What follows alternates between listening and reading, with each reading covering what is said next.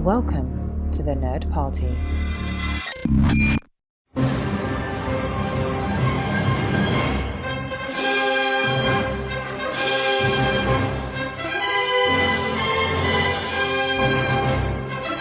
Hello and welcome to another episode of Missing Frames. This is the podcast where we watch all of the movies we should have seen by this point in our lives.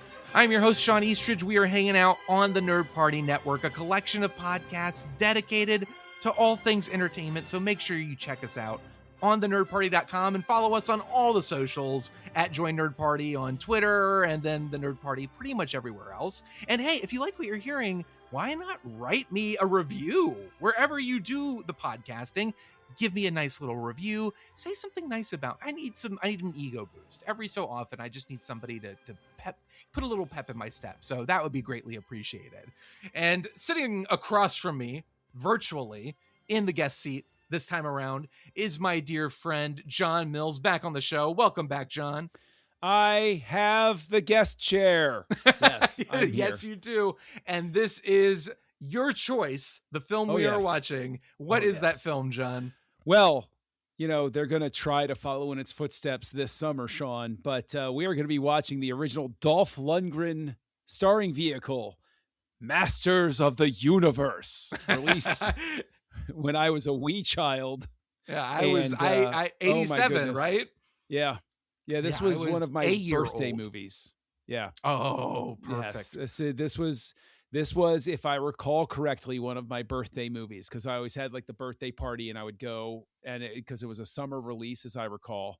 And so this was this wouldn't have been my birthday release, because 87 is also when Living Daylights came out, right? But it felt like your birthday is what you're saying. Seeing this movie afterward made you feel. Come on, give me a break. I felt like an invincible hero, but It was, it all gets mixed together over time, I guess.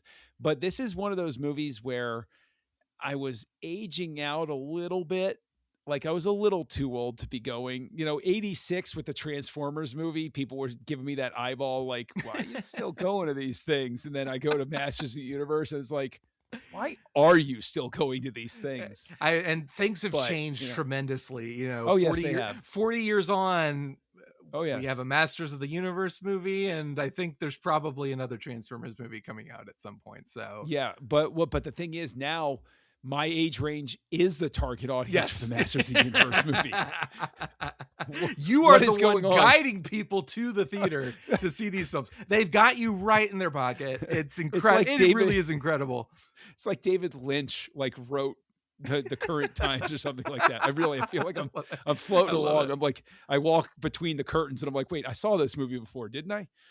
You've been trying to get me to watch this for a long time. I think this has been since Missing Frames. It's 10 years now. We're celebrating 10 years this year of Missing Frames. Oh my gosh. And I think literally since year one, this has been like, hey, if we're going to introduce each other to some movies, give me a list. And I think Masters of the Universe has been on the list for a while. It was definitely up there. And the thing is, I can't wait for you to finally see it, because this is one of those movies that's so, it's so Golan Globus, Canon Films era. Like it has the imprint of that all over it. And you can see how it is so, years afterward, you would see the Super Mario Brothers movie. It's that idea of, we're making a live action movie based on a silly kids thing. So how do we, for lack of a better term, how do we gritty it up?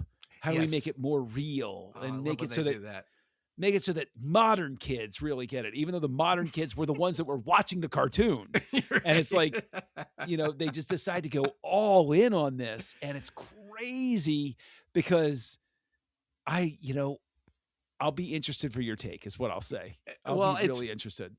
And years ago, actually literally 10 years ago, because it was at my bachelor party when we went to the beach house, we watched a documentary about Canon Films. I don't know if you remember that, but I do. I don't remember. I remember the documentary was great, and I don't remember the exact trajectory of the company, but I do know that, in addition to Masters of the Universe, Superman 4: The Quest for Peace came out this year. Oh, yes. So I think 87 may have been like the greatest year for film. It may have been the greatest year for film, Yeah. but also certainly Canon Film's greatest year. Putting all the money into these massive franchise, like these tentpole movies. Oh no, it's not just franchises. Like Masters of the Universe is technically a franchise. Superman 4 is technically a franchise, but this is the movie making studio that's responsible for things like Stallone's Cobra is responsible for Stallone's Over the Top, Delta Force. Delta Force, Yes. Force 2, Invasion USA, yes. Firewalker, King Solomon's Mines, Alan Quartermain and the Lost City of Gold. You saw them all, man. Because the thing is, kids, you don't understand how good you got it. Now I'm going to pull the old man card here. You got your streaming nowadays. This is when you walked in the snow, even though it was the summer, you walked in the snow to see this movie. You walked in the snow there and back again with shoes that were falling apart. Yep. But you had to go to the mom and pop video store that had like one copy of everything and the room with the beads that you weren't allowed to go into. And the people that were allowed to go in there always looked really weird and guilty for some reason. And you would go in and they'd have, and you were like, oh, I want to go see Raiders of the Lost Ark. Oh, the Indiana Jones. It's still rented out. What do we got? Alan Quartermain? Sure. I mean, we came all this way out. Not? That's basically what Golan Globus was. And so like Masters of the Universe is like one of their big swings. It's like, okay, we're going to be the legitimate studio now. No, they weren't. No, I love that. Weren't. I love that both this and Superman. We're like both kind of like setting them up to be, no, now you're going to take us seriously. And it just killed the studio. But the thing is, they were also known for, they're the ones that ushered in the era of rolling up a dump truck full of money to somebody to be in anything. And eventually the star is like, that much? Yeah. Frank Langella is Skeletor in this movie. Frank friggin' Langella, 1970s Dracula and a bevy of other incredible, indelible roles through time. He's Skeletor. Like that's unheard of. I love that for him though. I think that's fantastic. But I love this. I just love this. It's funny because, Ninja Turtles was one of those things that I was really into as a kid. Masters of the Universe, I think, was kind of falling out of favor when I was growing up. Like it didn't have the staying power of something like Ninja Turtles. There were a couple of things in this era, these cartoons that did, and that I was like practically raised on in the same way like the generation before me was. But Masters of the Universe was just something I completely missed the boat on and haven't even to this day given a shot. I know who He-Man is. Yeah. I know I have the power. I know that stuff, but I don't know really much about anything here. You're okay, because if there is a cartoon that is the absolute epitome of we got to have something to market the toy, it's He-Man in the Masters of the Universe. It's very obviously we have the toy. What happens? I don't know. Every week he just kicks Skeletor's butt. I don't know. Sure, just write that 24,000 times. I hate it and I love it. And the Super Mario Brothers movie from '93, something I saw when I was a kid and was bafflingly in love with as a child. That is baffling. Terrible movie, but also kind of fantastic, strictly because of the absurd production and final product. It's like, what does this have to do with Mario? Why does this exist? But also, it's kind of insane and fantastic that this exists. It is this particular kind of genre. Like you said, they're trying to like make it edgy for some reason, but no discernible one. Yeah, you're selling toys to children and just accept it. But I also love the fact that it was Super Mario Brothers was such a huge swing, and I appreciate that.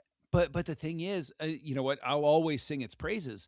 But Transformers the movie from '86, like that one, they came in. That was celebrity voices became a thing after that. It was like, you got the hot stars. You got Leonard Nimoy and Judd Nelson, and then like old stars like Robert Stack and Lionel Standard. Like you have all of these like legendary. It's Orson Welles' last screen credits. Transformers the movie, for God's sake. Right. And it's like, but if you watch that, even if you don't love it as much as I do, nostalgia definitely plays a part.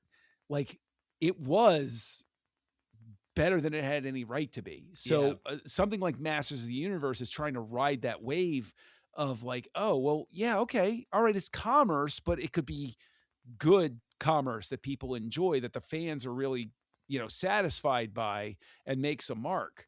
And, whether or not Golden Globus achieved that, we'll find out.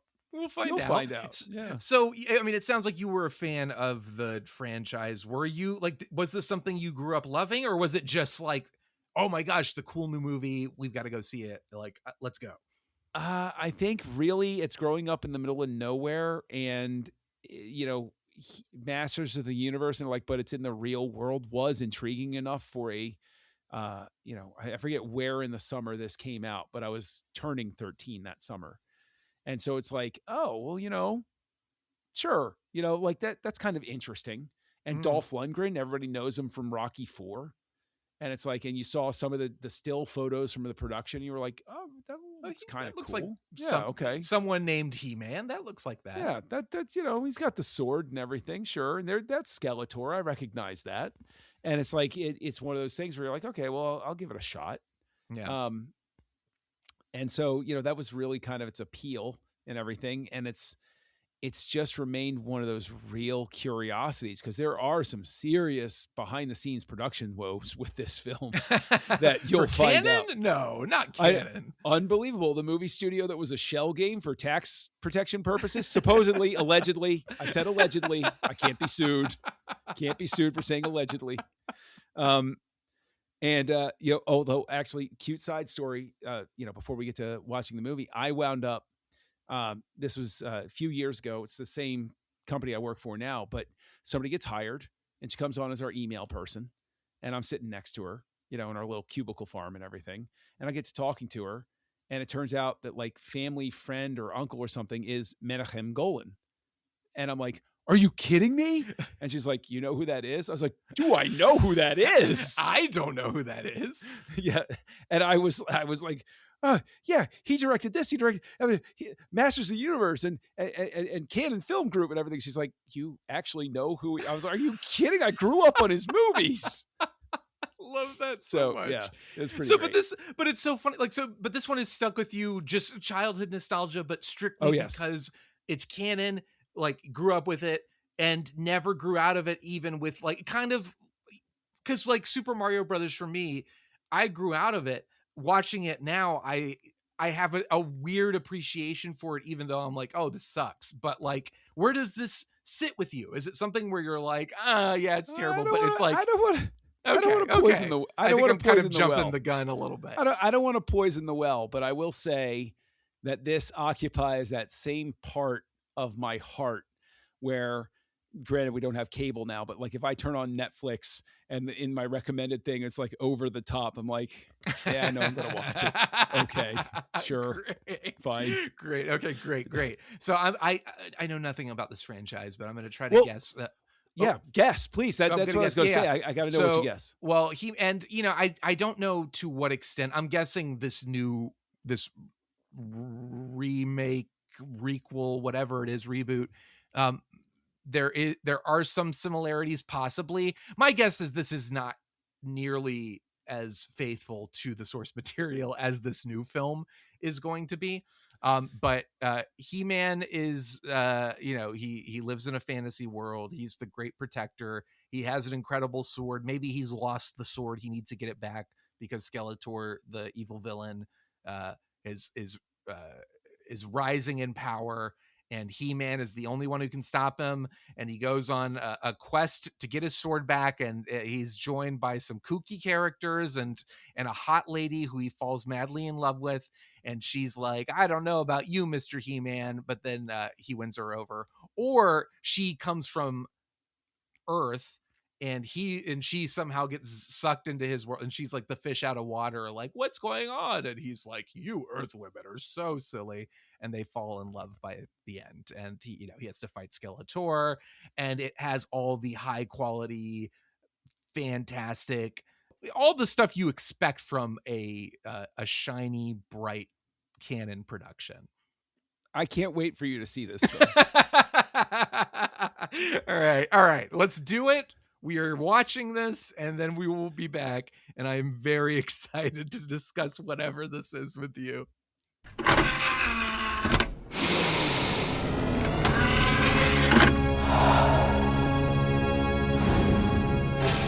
Now available to own on video cassette. All right, we're back. John, let me just say first and foremost, I think we can both agree. We're on the same page. Would not call this a good movie by any stretch of the imagination. You're correct? right. Like just technically not a good movie. You're Masters right. We call it a great movie, Shawn. Technically, Masters of the Universe. Not a good movie, probably not a great movie on many levels. You're really taking away the options here, well, Shawn. Just hold on. Just wait. Hear me out. Yes, budgetary problems. Yes, performance awkwardness. Yes, all of the above. Canon films. You kind of know what you're getting yourself into. I wouldn't call it a good movie, no. However, I kind of enjoyed it a lot. It is enjoying like a cult status now, so many years later. Well, I don't even think my rating. I don't think my rating will reflect probably that. Look, it's not a good movie, of course, but I was surprised pleasantly by its earnestness. Yeah, I think exactly right. That caught me a little off guard and kind of. It makes it very hard to just be like, oh, what a piece of garbage. It's not remotely like, it's not even Superman 4 bad. Like, no, because it's not cynical. It's not a cynical play for something. It's just an honest attempt that failed. Yes. But it failed on good terms. Like, and the budgetary constraints popping in at the sword fight at the end, like you got to be so glad that you don't shoot things in sequence and you had the after part done already, because like you can really forgive. But they have the colored lights going, they have the fog going, and honestly, I think the goodwill, kind of what you're touching on. It reminded me of Star Wars. There was some Star Wars in there. Bill Conti's score was pulling all the John Williams strings. But it was similar to Star Wars in a way I didn't expect, which was in its earnestness. And it's like, we're not really winking at the audience. There's a little bit of kind of like, what is going on here? And like Mr. Strickland from Back to the Future is kind of that character. Yeah, James Tolkien is he's just getting a paycheck to reincarnate that character from Back to the Future. Right. But everyone else is there, their game. The script itself, written by the same person who wrote Supergirl, which is not beyond just being terrible, is incredibly like cynical and frustrating as a movie. So I was very surprised in a lot of ways just to see like this film has a good heart, and it means well, and it is not treating the material cynically. It is not even treating it in a way like we referenced the Super Mario Brothers live action film from '93. That is a dark, cynical, like, is this really doing this? This doesn't have any of that baggage. It is really just it really just suffers from, I think, some casting choices again. And I'll just say it, Dolph Lundgren is very awkward in the role, but also I don't know that I would change that at all. I've heard through the years, but I can't get any sourcing on it really. I've heard through the years that Lundgren was told that his voice would be dubbed. That it wouldn't be his voice. But the sourcing has always been very murky on that. I know that Lundgren hates even acknowledging this movie. Like he said it's one of his least favorite roles, if not the least favorite role he's ever done. But you flip that with Frank Langella, I think is the reason that you stay in it from beginning to end. Yes. Because Langella shows up and he is obviously so happy to be doing this. I was He's genuinely astonished by his performance. He is having a ball. He is with it. Like, he is in it. Yeah.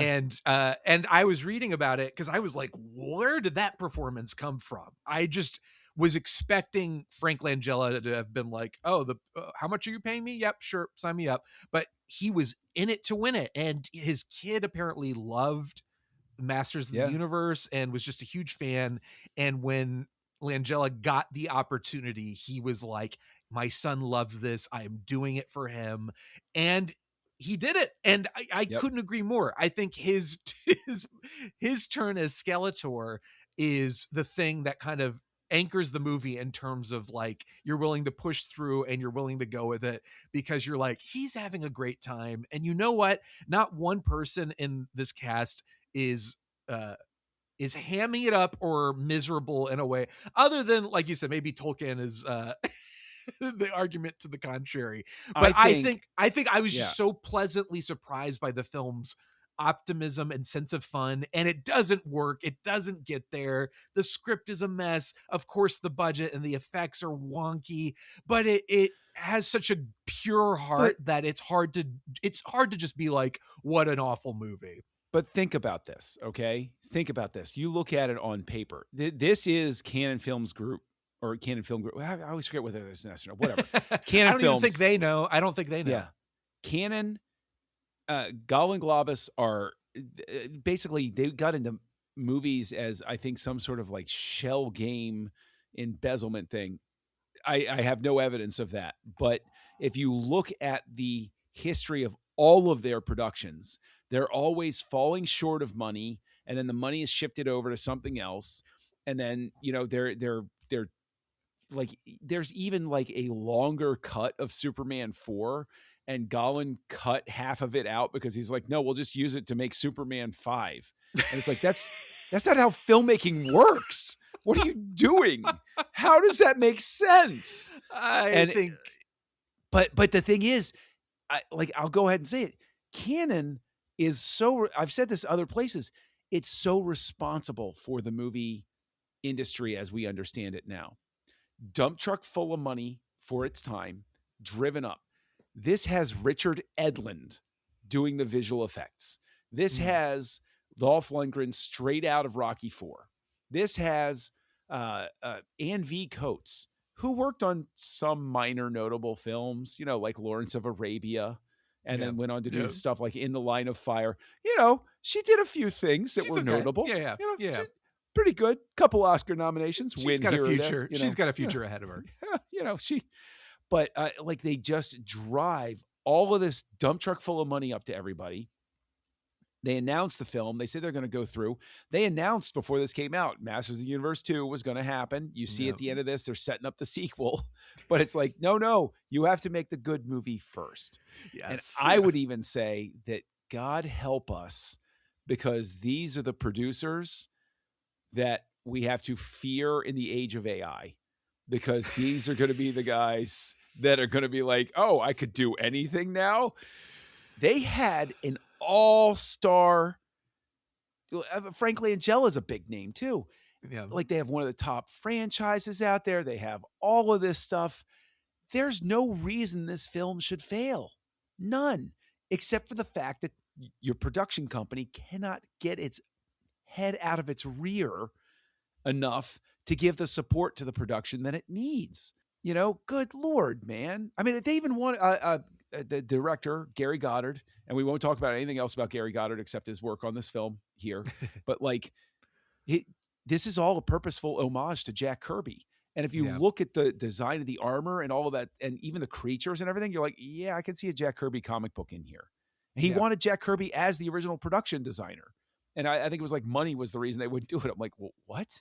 Yeah, that is, it all comes down to that. And that makes, it is so crazy. But you watch any Canon film really, and you're like, wow, man, they really skimped on that budget. And at this point, obviously 87 was the year that finally broke them.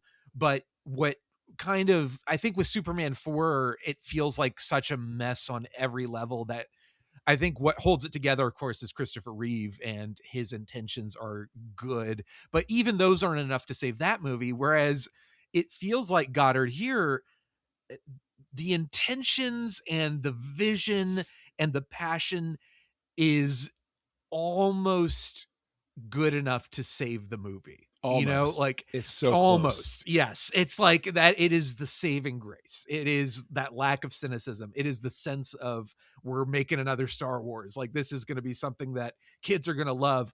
It has that feeling, and it has that sense of like, it could have been great maybe if it had had more money. I don't think it would have ever been great.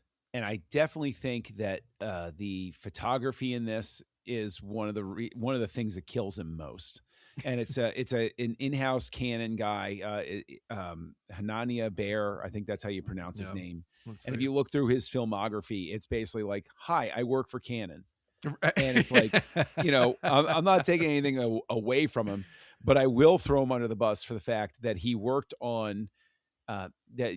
Quick backstory: I'm obsessed with A Christmas Carol and all of its adaptations. I've loved it since I was a kid. It was something I shared with my father. I still, when a new adaptation comes out, I'm like obligated to consume as many versions of it as I can. I can't keep up with all of them, but I can tell you that Hanania Bear, he shot the TV movie with Kelsey Grammer for the 2004 A Christmas Carol, Okay. which is absolute and utter, you're going to have to bleep me, absolute and utter dog shit.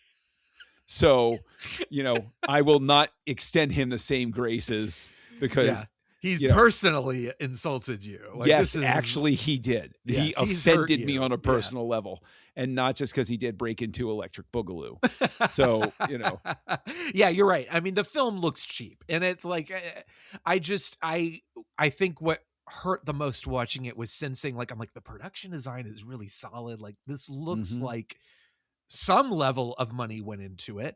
The fight choreography is so atrocious and silly, and very much so. It's like the film almost like, I think you're right. Like, I don't think there was a version of this film that was ever going to be great, but I almost feel like there was a version that could have just leaned in fully to the ridiculousness, and if you did it correctly, maybe it would have worked in its favor. I don't know, because it's like I guess what I'm getting at is some of the things that I think are technically flaws of the film, like the fight choreography, like Dolph Lundgren having just his kind of, I mean, shockingly, I can understand him. Like, it's not something where it's like his accent is so intense and his lack of understanding of the English language is so intense that I don't know what he's saying. But it's like, these things are also like what add to its charm, and why I think 40 years later, it is a film that I can watch and enjoy.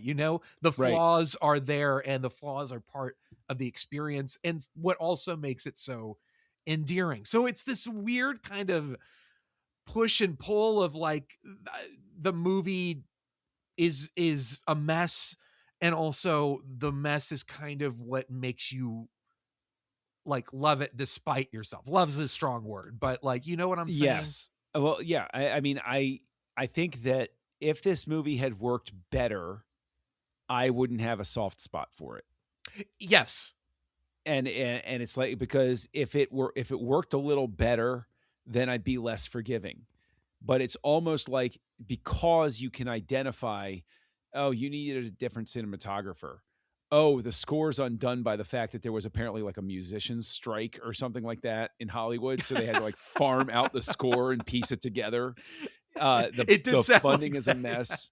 The funding's a mess. All of this stuff. And you look at it and you're like, it just, you feel like giving it grace. Yeah. But it really is, because you also have, you have Courtney Cox in this, as she's just starting out in life. I still can't explain why she's in a nightgown and he's still in his leather jacket in the final moment. But, does he sleep in this leather jacket? Nobody said they were going back in time. What the hell is going on? I mean, the script is just cobbled together gobbledygook. Like, it is all over the place, and it has the classic problem. This is a trope, I think, particularly from this time period of particularly cheap B movies, B minus bordering on Mhm. C, where it's just somehow we've got to get the modern world involved. Like there's got to be some cool kids from the 80s who are getting caught up in this fantasy thing. I think that is probably the biggest flaw of the movie is like them connecting to the real world. And then there's a little bit of like, oh, we're like interacting with the real world, but they don't even commit to that bit. Having these fantasy fish out of water, like these people like show up and not really. But the thing is, you look at the one that's coming out as we're recording this, you know, like they're judging from the trailer, they're making the same mistake. Yeah. Because Adam from Eternia is, he's working in accounting on an office cube because we'll make it relatable to people that he's here on Earth. It's like, why are you doing this? You have a villain whose head is a skull and he's a sorcerer. Why are you attempting to make this real world? And this is where I try, because I'm sure there are very passionate Masters of the Universe fanboys out there who know the lore. I don't know the lore. I know it was basically a toy line that was Mattel basically was like, we need to spawn a whole franchise out of it. Like, how much can we milk this? Like, and they made a cartoon show that was a huge hit, and that kind of spawned eventually this project. So I'm like, there was an animated movie that came out like 2 years before this that went to theaters. Oh, really? I've never seen it. Okay. I've never ever seen it. Maybe we need to watch it on another future episode. I don't know. Okay. Maybe so. But like, I've never seen it. And it's like, every time I revisit this, I'm reminded, I'm like, oh yeah. So they'd already had a modicum of success, with getting it out to theaters and everything like that. And, according to the production stuff, Mattel was actually a pain in the butt. Yeah. Trying to like it. make this. But then toy sales started to, decline during production, and they were like, just do whatever you want. Just do whatever you want. Right. Fine. Right. And it's, it's just one of those things where I also wonder if Mattel had not been so meddlesome in the beginning part of it, if they had been a little more relaxed with it from the start, if that would have cured some of the production woes as well. But again, I don't see a good movie anywhere in here. Like, it's hard to think accidentally. Canon, just their reputation and their problems with meddling with productions and everything. Like, I don't know. But movies as a whole have had a whole lot of problems getting the villains fall to the death right. You have RoboCop. Yeah, sort of the gold standard in Die Hard coming out. Die Hard, I think, is the best. Yeah. Where would you rate Skeletor's fall to the death? Certainly, in terms of falls to the death. Certainly one of the finest, without a doubt. Correct answer. That's a good answer. I if it had been any better, I would have been more upset by it. Like, it's like I wanted it to be that. I laughed out loud when it happened, and that's what I wanted. There are a lot of moments where I laughed out loud when I don't think I was supposed to. But that was part of the joy of watching the film. And it wasn't even a spiteful, like, this sucks. It was like a knowing laugh. Like, it was like, of course this looks like this because this is that movie. But I was just so endeared by it. It's such a weird reaction to have. I got two more weird questions for you. The first is, did you watch all the way to the end of the credits?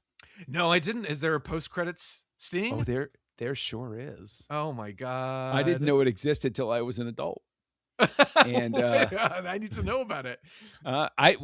In my defense, I didn't know that there was a stinger on Ferris Bueller until I was much older. And it wasn't until one of the home video releases of Planes, Trains, and Automobiles that I knew there was a stinger on that too. Yes, that one I just found out about recently. Yes. But there is a stinger on this. I won't spoil it. You can just go on and rewind your copy or fast forward your copy, I should say.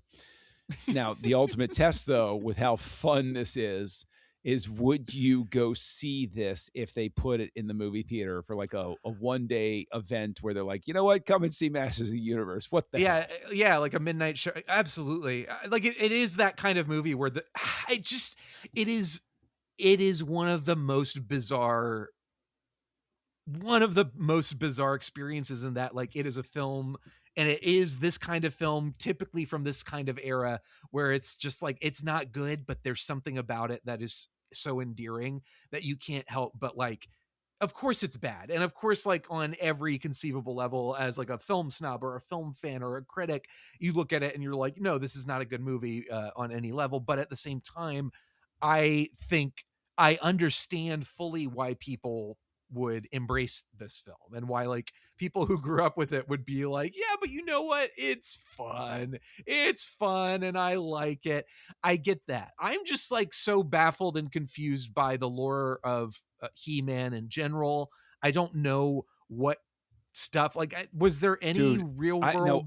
I grew up in the 1980s watching He-Man, and I got no clue. I have no idea what the hell is supposed to be going on. There's a fan base for this, and I would 100% go to a screening with that fan base for this movie. Yes, because it's absolutely. Just, you're going to have a good time, and it's not one of those movies that you go into like The Room where it's just like, oh, it's so terrible, and we're all there mocking the movie. There's plenty to mock in Masters of the Universe, but it's just like I'm laughing because it's just so dumb that I have this reaction, but like there is a kind of sweetness to it. Like Dolph Lundgren, I just think of Dolph Lundgren like, because I kind of predicted like, oh, he's gonna fall in love with some Earth girl, and at first I thought that's what they were doing. Like when he meets that would have been Cox creepy. That would have been extremely creepy.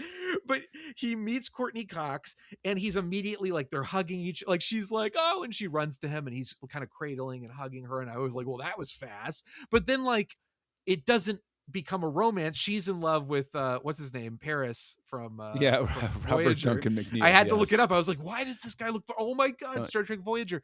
But I didn't realize that romance, like the teenage romance, was going to be through, like it was going to be one of the through lines of the movie, which may be a fault of it. But I also like, it was so sweet the way that He-Man was like, always had his arm around her and like, don't worry, we're going to get through this together.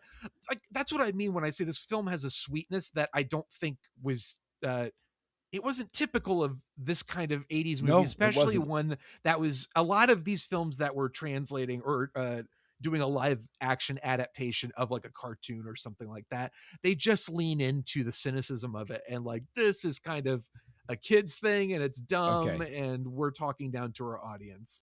I gotta know, did you do the research and find out the, how the sci-fi community can sometimes beclown itself? Because at the 15th Saturn Awards, it was nominated for 3 different awards. Oh, really? For Best Science Fiction Film, okay, Best Costumes, which there's an argument. There's an argument. Good costumes. Little argument there. Anything that is revealing on Dolph Lundgren is okay by me. Although I did pity that Courtney Cox gives him this big hug at the end, and he's like all oiled up, Greasy. And I'm like, I noticed that they had to cut when they went to her reaction shot. She pulled away. Because just watching it, she goes in and gives him the hug, and I'm like, oh, and then it was nominated for Best Special Effects as well. Oh, and wow. you were ragging on the special effects earlier. I think the special effects are not great, but they're not the worst I've ever seen. No, and again, just comparing it to Superman 4, released the same year by Canon. Superman 4, those effects are like scraping the bottom of the barrel, like depressing. They're depressing. They tunneled through the barrel. They're on. They hit oil.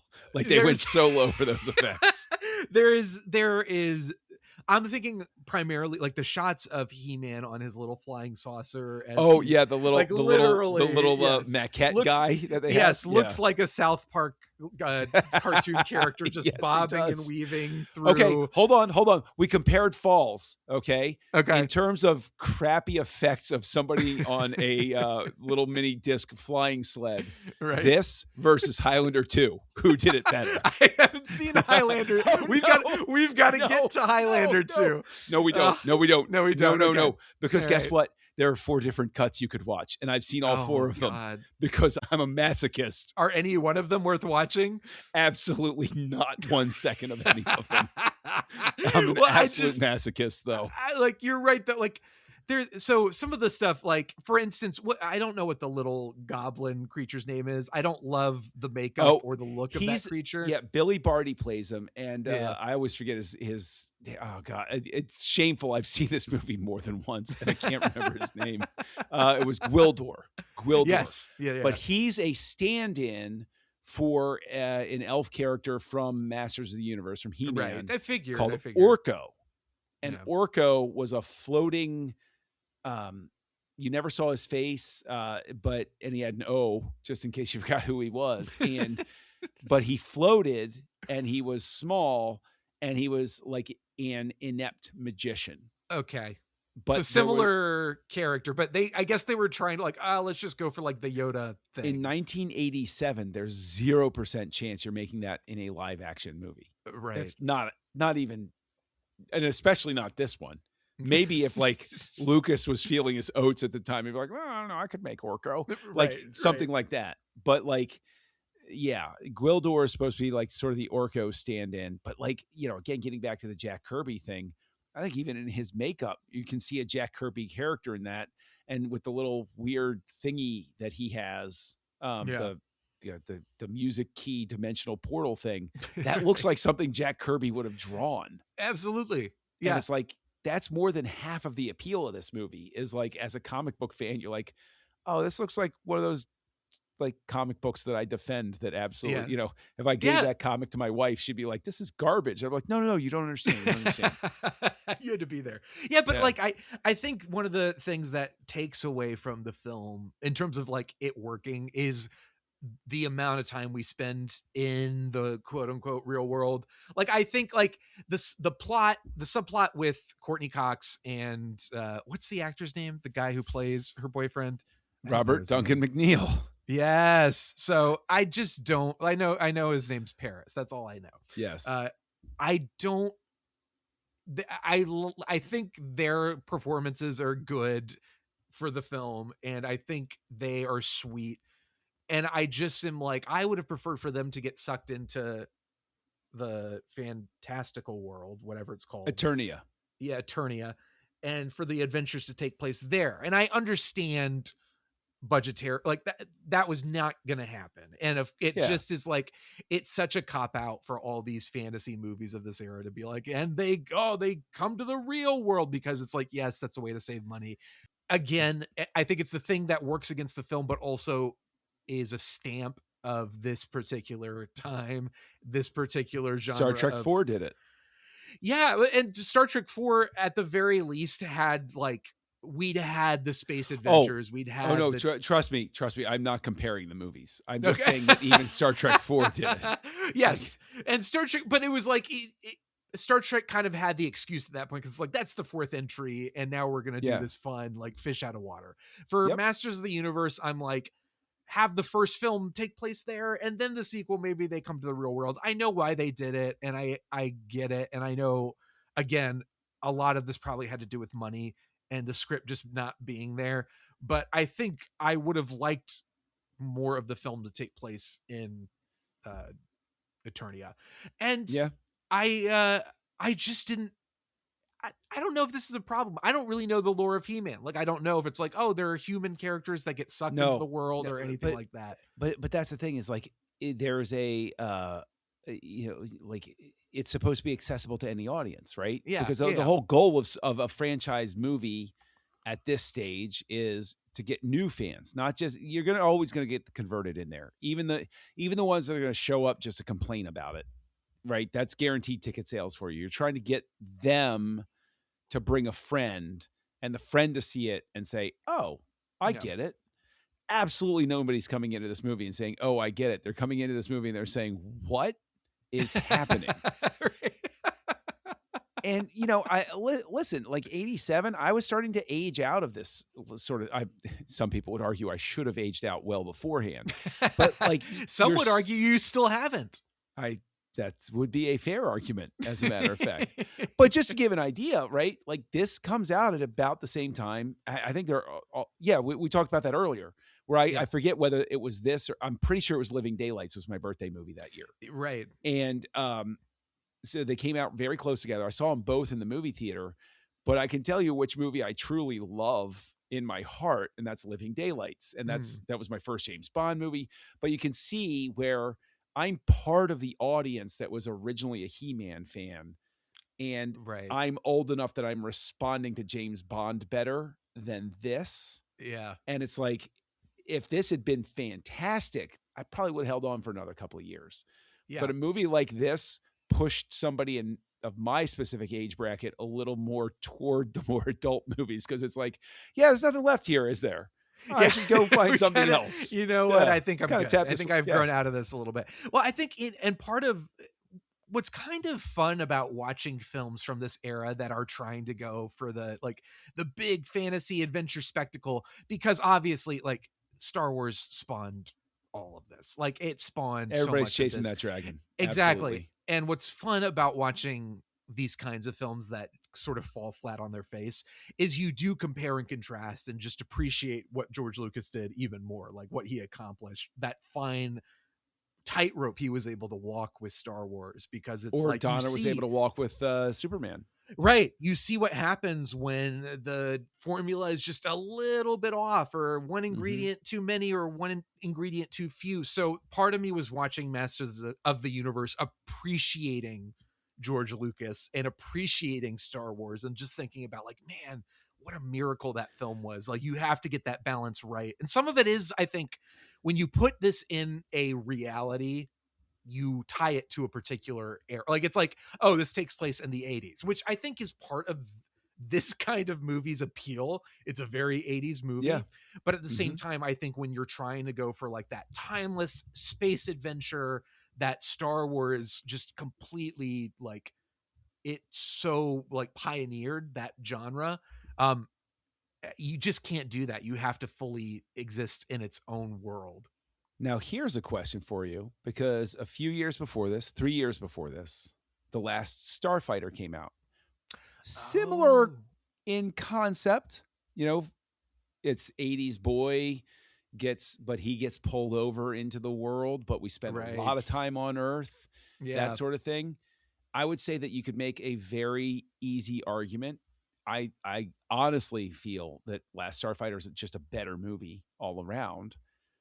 But I think you could hold the two up and have sort of a just a comparison of when the production budget falls a little short. Yeah. You know, one movie can still be good and one movie is still a mess. Yeah. Now, Canon had nothing to do with The Last Starfighter. They were actually supported by Universal Pictures. That's a huge difference right there. And if you simply redid the effects nowadays, like, the movie actually holds up perfectly well. It's just the early computer graphics they were garbage, but like, you know, for the time and everything. But like, I think that I would love to have like a film festival with like Last Starfighter, Masters of the Universe, and a couple other ones thrown in there. Yeah. Just to be like, examine the milieu that these movies existed in. Like you said, that Star Wars aftermath, like the shockwave that it sent through the whole decade. Yeah. And you can see, I mean, like films like Mac and Me, like thinking about E.T., just like the sheer, it's not hard to find these movies, the knockoffs that like Spielberg and Lucas spawned, but it is fun. Like Explorers, like it is fun to think about it and just look at the craft and what really goes into making something like this succeed. And I think what makes it hard to dismiss Masters of the Universe so like just easily, like you would some of these films, some of these like cheap knockoffs, is the sense that like the people behind it really cared. Like I don't know. I don't know if it was the direction. I don't know exactly who it was. It must have been him. But there's just this feeling in this film of like, they are embracing the lore, they're embracing it, and they want audiences to embrace it too. And they are earnestly, like, they're not doing any cheap tricks to try to be like, this is silly stuff. They changed a lot of the quote unquote lore, because like Skeletor had henchmen in the comics, and the henchmen were none of these people. Except, I mean, Evil Lynn was, but like the characters they introduced, like it actually felt like they were trying to refresh the toy line. If this movie had been a hit, these would have been 4 new action figures to peddle. Evil Lynn was always there. The sorceress was always there, but she was different in her incarnate, and had Grayskull and everything. So it definitely has the smack. You're not completely wrong. They had enough of the Masters of the Universe DNA that the stuff that they changed was in that gray zone of being forgiven. Okay, well, we're trying to refresh here. Like it's you're willing to forgive that. Well, maybe that's it. Like I this is not a franchise I really grew up on or loved or have any nostalgia for, so I can kind of watch this disconnected. And I mean, based on my understanding of the series and what the show, like what it actually was, what this franchise was, what would irk me is what already irks me, which is the modern day stuff, which is very clearly them trying to make it, oh no, it's contemporary, like we can connect it to the kids, and not realizing, like, look, you don't have to do that. But I see how that in particular, it doesn't work for me as somebody who, it doesn't break the movie. The movie's broken, but it doesn't like ruin the movie for me. But it's certainly one of those elements that I'm like, I didn't really need a connection to a contemporary USA with contemporary kids, even though like neither of these teenage characters act like really, like, other than he's like, oh, I'm cool, I'm in a band and I play synthesizer and now I'm gonna play the exact tune that will open this portal into Eternia. Like, that stuff is silly and dumb, but it's like I didn't need it. I think that I see them connecting the dots and saying, well, we got to connect it to the kids and like make it hip and cool. And maybe that's the cynicism creeping in.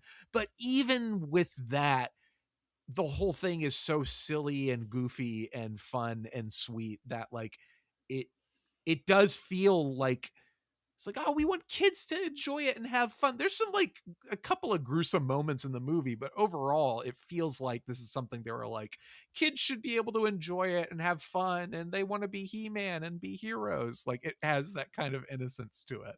I still will give them credit as well, because they did run a contest for a fan to be in the movie. I heard about this, yeah. But they announced the winner when filming was almost completed already. And that's why the kid that won the contest, he's in a shot, and he's the one that gives Skeletor his staff near the end. Right. And he disappears in the next shot. I love it. It's so obviously an insert. But I do love it, because it's like that kid will forever be able to point to that and be like, he's got his family now. He's like, that's Dad. That's just me. So you know, that's me right there. That's kind of cool. And with Frank Langella too. Like I that performance is so good. Because again, not a hint of cynicism. It reminds me a lot of, I wish I could remember his name. Is Raul he plays M. Bison in Street Fighter. Raul Julia. Yes. Yeah. Raul Julia. It reminds me of that performance. Just like completely balls to the walls. I am going to have fun with this. Similar circumstances. I think I want to say like he knew he was dying at the time, and he knew his kids loved Street Fighter, and he was like, I'm going to do this film for them. Similar story where, Frank Langella obviously was doing it for his kids. Thankfully was not battling health issues, but I love the gung-ho, no holds barred, like we're going. He's giving a performance for his son. Yes. He wants his kid to see this movie. Yes. But have his kid see Dad and go, oh, wow, yes. and like have that. If nothing else, the kid's going to, if he watches this movie and hates all of it, at the very least, he'll say, but Skeletor, they got that guy right. That character was on point. It is a wonderful performance. And I have to say, it makes me really sad that Dolph Lundgren, and I think it makes sense that he would probably look back on this time with some bitterness, coming right out of Rocky IV. His career was just kind of like taking off, and then he kind of has this string of like this movie. He did The Punisher, which is not good, and there may have been a couple that's others an understatement. Too. I mean, Dolph Lundgren was basically like the Jared Leto of his day, just murdering franchises. Right. All respect to him, because I actually think Dolph Lundgren is a fine actor. Yes. overall. I do. And I think that he's an incredible human being. Like, read a little bit about his life. He's an incredible human being. But in all, watch me have to eat those words. And like, I'm so used to like people that you say nice things about, and then you find out he's got like Suddenly, bodies buried in the basement or something. course, So please yeah. don't come after me if you listen to this in 5 years Yeah. and find out that he's been eating people or something. Right. But like, yeah, like he there's this Masters of the Universe. He didn't just kill the franchise; he killed an entire studio. Yeah, I mean, it wasn't him, obviously, but then Punisher is. If anybody hasn't seen that one, it's wow. The Punisher has never had a good movie. It's not kind of good, stunning. not as good as this. Punisher Warzone. I mean, that's kind of fantastic. That's kind of fantastic. I kind of adore that movie. That's a movie that you watch like The Room. Yes, for sure. And what makes me sad about it is that he is perfect. Like, none of the stuff in this movie that it makes the movie fall apart is his fault, you know? Right. Like, it is not his fault that the fight choreography sucks. It is not his fault that the film is cheap. It's not his fault that like he couldn't speak English. Like, you know, it's like and it doesn't even really affect the film. Like, he has kind of a little bit of a stilted delivery, but not to the extent where it's like, I don't understand him, or this is ridiculous and so stupid and takes you out of the, like, he wasn't quite ready to be the leading man, but he's perfectly fine. And the film itself is not so bad as to be like it's a stain on my filmography. Like, it's like, Right. it was a misguided film. Yes. Like, the production was a mess, but like I'm so happy Frank Langella was so proud of the work he did.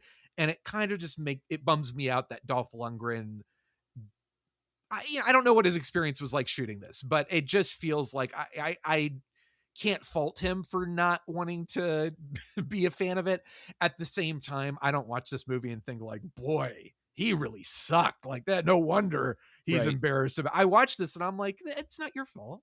This is not your fault. You look great. You look like what He-Man should look like. And yeah, like, would I have cast you? I don't know, but it's certainly not an embarrassment of a performance. And I don't know if it's something where maybe if at any point in his life he would feel a need to revisit or attend some midnight screening where fans, like genuine fans, you know, like, I would just love to see him like somebody like me who has no connection to this franchise, doesn't really care, who's able to come in and say like, no, it's not a good movie, but like, I don't think it is a failure of a film. It is not something to be like completely embarrassed. I don't want to talk about it ever, that kind of thing.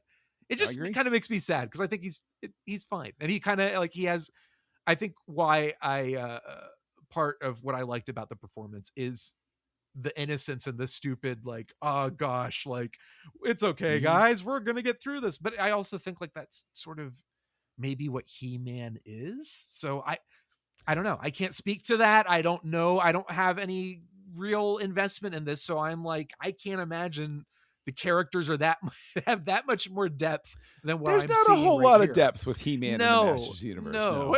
I can't imagine there is. And the really weird thing is rewatching this, I realize that when I go to see the new one, just out of curiosity, I can already tell from the trailer that I'm going to be comparing it to this. Yeah. And I am having a feeling I'm going to find it come up wanting, which is a terrifying, terrifying thought. But let's unpack that. Let's unpack that a little bit, because I've seen the trailer for the new one. I don't know. I again, no connection to this franchise. I look at that and I'm like, how are we still making, in this post-COVID era where Marvel can no longer is guaranteed $1 billion a pop. They can barely break even now. I just feel like, has Hollywood not learned the lesson of like, hey, maybe let's not throw $200 to $300 million into an old, like, very nostalgia baiting product that the audience has vastly outgrown. Even the audience that's interested does not care enough to go see. Like, I'm like, who is this for? How is this happening? And to your point, I think because these films are a dime a dozen now, and we've seen this big budget, very heavily CGI, like just the look and feel of the production and the film and the effects, it all looks like something you've seen before. In a way, it just kind of irons out any sense of identity. Yes. And so you can't help but look at this film, which has an identity. It has a look, and it's, of course, it looks cheap, and it's not a technical marvel by any means, but in some ways you can't help but say, like, I like that, like that, you feel the effort and the sweat and the amount of work that went into that. And no discredit to whoever worked in this new film. I would love for it to be like a surprising, like, oh wow, that was actually really charming and fun. But I don't have much interest. And to me, part of the appeal of watching this film is knowing that the film itself is kind of a mess. So I don't want to see the $300 million version of this movie. Yeah. Once it costs even more, it becomes a little offensive. It's like that movie really you could have funded like 10 really good indie projects with this. What the hell are you doing? You know? I just also feel like Supergirl, I think, has a budget of 120, 150. We're seeing, and even like, I think, The Mandalorian Grogu is coming out soon, and that has a smaller budget too. And you can see these big companies, as they're kind of getting hit on the chin a little bit by the box office, starting to say, all right, you know what, maybe we should be a little bit more conservative with our money. Yes. Maybe we don't need to, like, not every film has to cost $200-300 million. We can make $150 million and actually get a profit. A hit's going to be a hit is going to be a hit. It really doesn't matter what it costs. So hopefully, that is what they learn. But in terms of this, I just got to know how many stars you gave it. It's like my head says it's a 2-star movie. My heart probably says it's a 2-star movie too, but it's a 2-star with an asterisk next to it. It's on Letterboxd. Here's what it is. On Letterboxd, you can give as low of a rating as you want to a movie, but you can still click that like icon, that heart icon. This is a 2-star film where I'm clicking the like icon. I enjoyed it despite its flaws, despite the fact that I know it's not a good movie. It's hard. It's difficult to articulate, which is probably clear for anyone having gotten through this episode. But it is a film that has some inexplicable charm to it that I think just comes from what really genuinely feels like a sincere effort on the part of the people involved to make a good movie. That they were kind of, it's like they were swinging for the fences, but not even. They knew they weren't going to make it, but they still were like, let's just make something fun for kids and we're going to have a good time. And everything was working against them. But like, when you've got a Frank Langella performance like that, when you've got this sincerity and earnestness, even with the huge major gaping flaws of the film, I can't help but like appreciate what it is. And it's one of those where I don't feel like somebody who's like, I love this movie, it's not good, but I love it. I don't have that kind of voice in the back of my head saying like, you really had to grow up with this one. Like, this is one I can understand. Like, I'm like, I see the appeal of it and the sweetness of it. And I get why somebody could like go and see this in a theater and be like, you know what? I just really love this movie. I'm sorry. I don't feel like it's a film you have to apologize for loving. I get it. I understand. It's not Escape from LA. That's right. That's a good point. I think that, hi, Brad. I think that there's a thing where I actually, because I did log this on Letterboxd, like, this is the type of movie that when I come back and I rewatch it, I'm like, I'm starting to question even the concept of star ratings anymore, because for everything you said, I can't say it any more perfectly than that. And it's like, I've watched this movie so many times through my life, at least a dozen, but knowing each time, I'm like, I'm kind of watching a mess. Yeah. But for all the reasons you said, I keep watching it. And it's like, it's one of those things where you suddenly realize Siskel and Ebert had it figured out, because Ebert would give a movie thumbs up and then just sort of like kick it in the teeth every so often. But he's like, but you know what? Altogether, I had a good time. So sure, Yes. thumbs up. Yeah. It's like, what is and so the that's film? where it is. What is it trying to do? It's like, I don't know that I would say Masters of the Universe succeeds in what it's trying to do. I think it succeeds despite itself. And in a lot of ways, like I said, because of the intention of the people who are working on it, there's some real love and passion in this movie. I think that actually what we should do is we should go to Letterboxd and we should say, allow people to switch. They can keep the star ratings, or they can switch to a Siskel and Ebert method and simply give it thumbs up, thumbs down. It worked so well for Netflix. Why not Letterboxd? I mean, you're right. And the new one, I mean, we're going to have to see the new one and we're going to have to talk about it. I'll go see the new one. Yes. I won't like it too, but I'll go see it. I feel like we need to continue this conversation, and agreed. I'm just, what makes me curious about it is the fact that we have a Leica director, the Leica Animation Studio, which is they do such awesome work.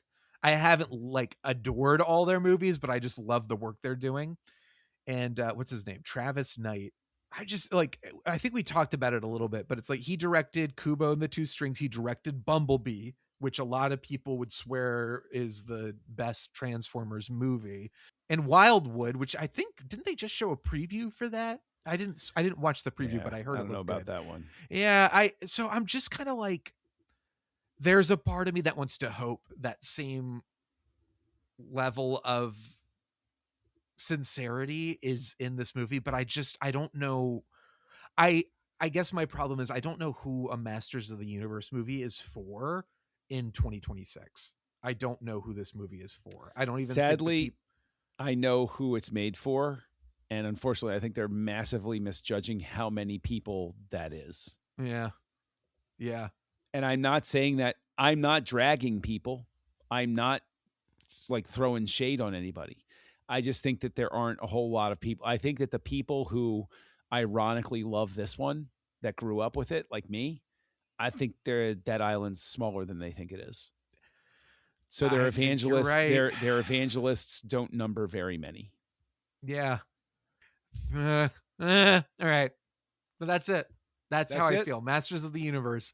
I can't say I'm going to be doing a deep dive into the lore of Masters of the Universe anytime soon. I don't have any interest. It's trust me, it is not a deep pond. It's not the ocean. Don't worry about it. Like Ninja Turtles is something that I swear by. Like, I think Ninja Turtles is great, and I've read some incredible comics. I think I think it was 2011, 2012, that animated series with Sean Astin, Seth Green was in it. Like, it's legitimately fantastic. And there's been some really cool turtle stuff, but some franchises like Masters of the Universe were just kind of, we can leave them where they are, and it's okay for them to be in the 80s and to stay there. But yes, it is. Curious, very curious about this new one. We'll find out. All right, John, tell the people at home where they can find you. Oh, I'm Kessel Junkie online. Letterboxd and Goodreads are the best places to find me. And you can find me here on the Nerd Party Network, co-hosting 2 different shows. Aggressive Negotiations, a Star Wars podcast that's been going on for a very long time. We think it's a lot of fun. Oh, before you were born. Oh, listen, I think it's the last original show left on the Nerd Party. And you'll just have to drag me out of it like dead and cold at this point. So there you go. And you have me over on House Lights with Tristan Riddell and Darren Moser, where we're watching just delightful sorts of movies like Clue. Yes, so you just finished up Kurosawa, which is great. Although, man, don't even get me started on them with Kurosawa. I mean, just please. That's anyway. Sean, where are you going to point people for you? Well, I am at Sean Dorman on Twitter, Sean Dorman05 on Letterboxd, and Sean Dorman on Instagram. But this is great. We'll definitely regroup for Masters of the Universe '26. Yeah, we'll see. We'll see. And everyone, we will see you at the movies.